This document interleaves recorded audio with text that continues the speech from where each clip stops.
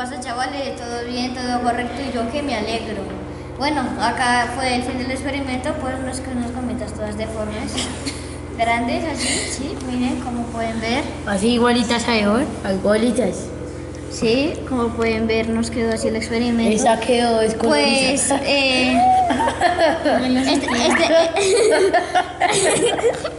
este fue el tema que escogimos. ¡Ay, vaya mierda!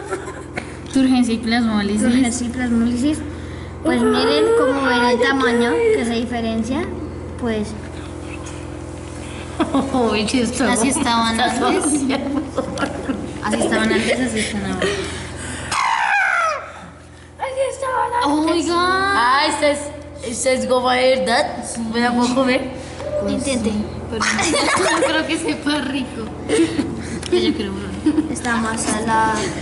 Ayer sabía tan dulce, sabía delicioso y ahora sabe tan pura mierda. Asqueroso. Bueno, chicos, pues nos salió súper bien el experimento. Entonces, chao, chao.